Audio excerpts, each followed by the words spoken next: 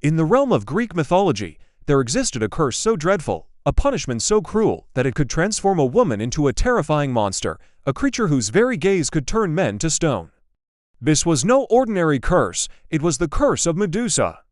But what if I told you that this infamous Gorgon had once been a beautiful mortal woman? And what if I told you that she became a monster not because of some inherent evil, but simply because she was a victim? Welcome to my channel, and today, let's explore the dark twist in Greek myth, the curse of Medusa. The story of Medusa is one that has echoed through the ages, a tale of horror and tragedy. According to the myths, Medusa was once a beautiful maiden, perhaps even the most beautiful woman in all of Greece. Her hair flowed like a golden waterfall, her eyes sparkled like the stars, and her skin was as smooth and flawless as marble. But such beauty, it seems, was a curse in itself, for it caught the attention of Poseidon, the mighty god of the sea. Poseidon, known for his numerous dalliances with both gods and mortals, set his eyes on Medusa and desired her. Now, Medusa was a virginal goddess, and the only man she would ever agree to be with was her husband, a handsome mortal named Perseus. But Poseidon did not care for her choice. In a fit of his own selfish desire, he violated her in the very temple where she had sought refuge. Medusa, outraged and horrified at her violation, cried out to Athena, the goddess of wisdom and courage, for help. But Athena, known for her own fierce independence and hatred of men, took Medusa's outrage as a sign of disrespect.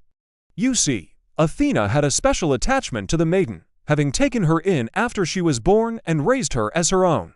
And in that moment of betrayal, Athena's perception of Medusa shifted. She saw not a victim, but a source of shame and disgrace. And so Athena cursed Medusa, transforming her into a hideous monster, a gorgon with the face of an old woman, the wings of a bat, the body of a snake, and hair that flowed like a living thing. And then came the most horrifying part of the curse. Any man who looked upon Medusa's face would turn to stone, but the curse did not end there. For in her new form, Medusa gave birth to winged creatures called the Harpies, who would go on to torment mortals, snatching them away to their doom. With her monstrous appearance and the threat of petrifying any who dared approach her, Medusa was banished to live in a cave on an isolated island, far from the beauty and peace of the mortal world. And so it was that the most beautiful woman in the world became the most hated and feared monster, a creature who had once been a victim herself now turned into a villain. The curse of Medusa became a cautionary tale, a warning to all young women to be wary of the dangers of male attention and to never defy the wrath of the gods. But perhaps the saddest part of the story is that it wasn't just Medusa who suffered. It was also Athena, the goddess who had meant well, who had intended to protect her ward, but who had misjudged her and condemned her to a fate worse than death.